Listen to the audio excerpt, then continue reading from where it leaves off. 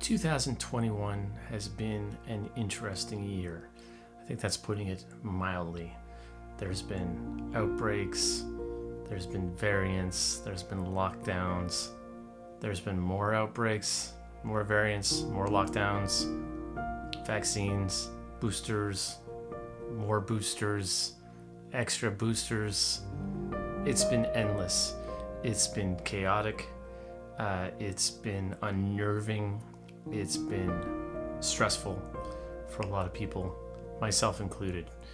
Out of that madness, I always try to look for the silver lining. So for me, this has been an opportunity to push myself out into the online community, which started with YouTube, which has now been a year since I've been publishing videos weekly.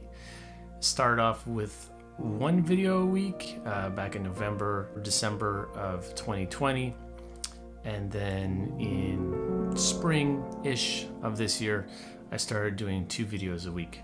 So one of these kind of videos, which is a tutorial or talking about something that I find interesting, and a Tuesday video is a live video of me live looping or singing or some kind of performance. And out of this time, there's been some decent success that I've had. So numbers, 25.7 thousand views on my YouTube channel. Sounds like a lot, doesn't it? It's not bad. More than 1,000 hours watched on YouTube, and nearly 300 new subs on YouTube. Now, these numbers might seem minuscule to a lot of people and to a lot of larger channels, but for me, they are growth. And as long as I continue to see growth on the YouTube channel, I'll keep doing it. And the growth has been fairly decent. I have published close to or around 100 videos this year, which I personally am very proud of. It's not easy for anyone who's a content creator. There's nothing easy about coming up with ideas and finding the time to both film and edit weekly videos and make them halfway interesting. So 100 videos, I'm pretty proud of that number. That's a pretty decent number. It's a pretty large amount of content. Other highlights of the year, I got to interview Rachel DeCook, whom I had discovered on Sessions streaming. Rachel is just an extremely talented singer-songwriter out of San Diego, and that was a lot of fun for me. And I think Rachel is gonna be big time. She's just got something about her. She's got a star quality about her. I'm really excited about following her kind of career and seeing what great things happen, because I think they will. Also, my other interview that I did was Josh Leek. I've been following Josh for a long time. Fantastic music producer. He plays piano, he plays guitar, he produces all of his stuff, records all of his own stuff. He puts out vocal music, he puts out ambient music. You can license his stuff on Artlist. And again, Josh is one of those guys that I think is going to have a pretty successful career. And again, just super nice guy, So that was a lot of fun for me. I'm going to continue to do those interviews whenever I get a chance.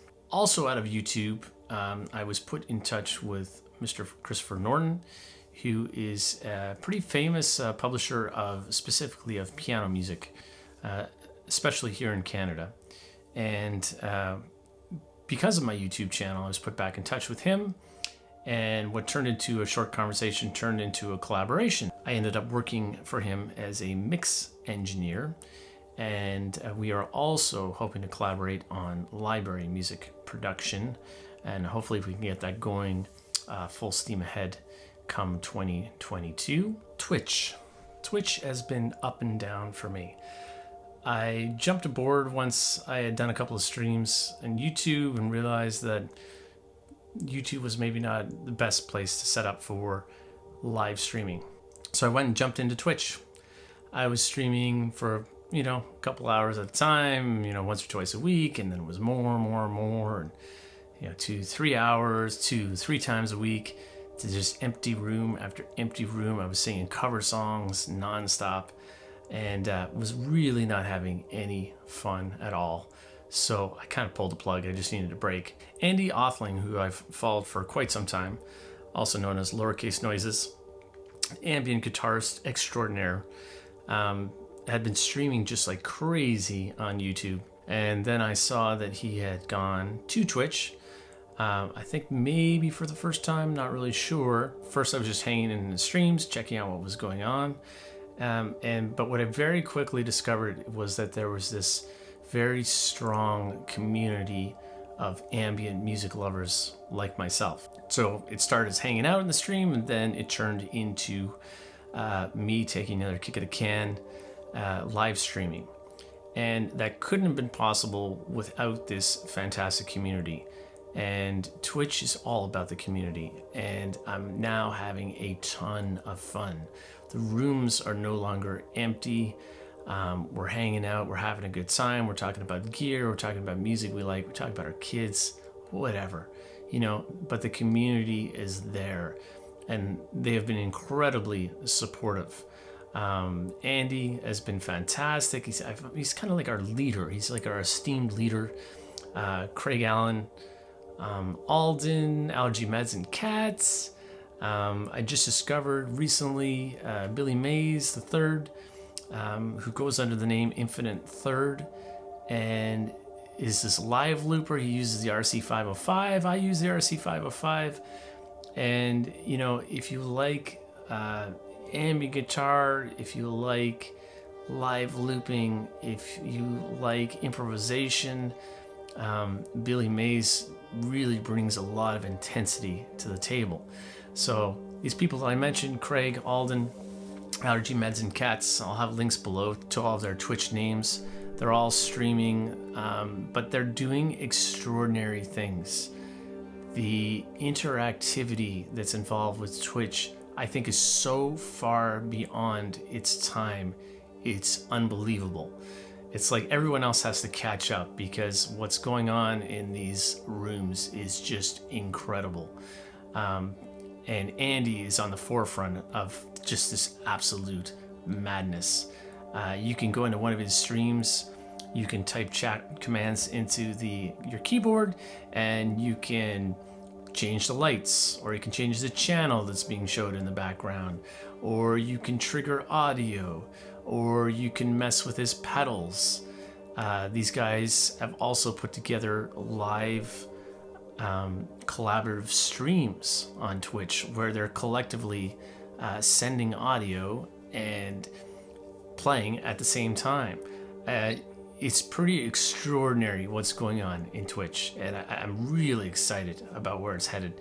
And I'm just so grateful that this community has been very, very welcoming to me, and I want to be a part of it, and I'm excited to be a part of it. So if you haven't checked out Twitch, there are some pretty cool things happening. It's not a live performance. It is you hanging out with the artist, interacting with them, talking to them, talking about gear, talking about anything, and interacting in some very, very creative ways. And it's really unlike anything else that's out there.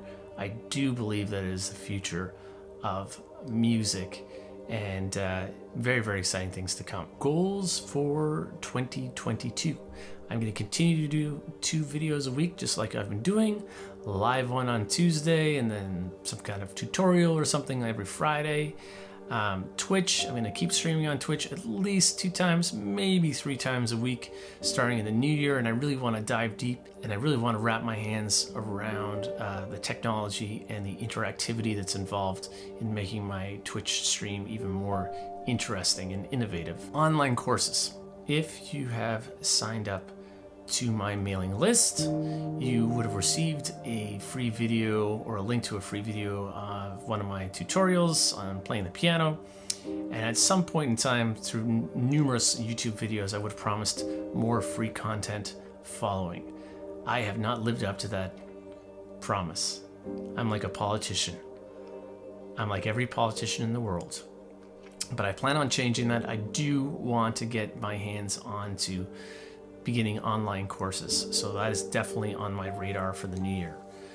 Library music, and continue to collaborate with Christopher Norton and hopefully get some library music out there and really kind of get into the licensing game, which I've maybe been out of for a little while now. New music. I want to at least get an EP out this year, instrumental EP. And there's going to be some kind of Twitch affiliation there for sure. There could be something that subscribers of my Twitch channel maybe will be able to get, regular releases. I see a lot of that sort of thing going on Twitch, which I think is really neat. And it's a really kind of cool way of rewarding those that have supported you. So definitely going to be something like that. Some kind of instrumental thing, at least an EP, maybe something longer. And we'll see where that leads. It'll be, cinematic, ambient. It'll be largely, improvised, which is kind of what I do. So definitely on my radar of things to do. And I guess probably the big goal for the year is I want to hit that 1,000 subscribers mark on YouTube. And I think it's doable. And just got to keep pushing. So if you haven't already, hit that like button, hit that subscribe button. I really appreciate all the support that I've gotten this year. Some really exciting things. I'm very proud of the work that I've done this year, the content that I've created. Next year, it's going to be just even more. Just going to keep putting stuff out there. So thank you for your support. I hope wherever you are that you're safe, that you're healthy. I hope your families are doing okay. I know these are very, very trying, challenging times. And I hope that 2022 brings new hope, new inspiration, and I hope that the world gets a little bit better. I think that's all of our hope. So have a very, very happy holidays. Have a happy new year. And let's ring in 2022 with nothing but optimism. Thanks, my friends.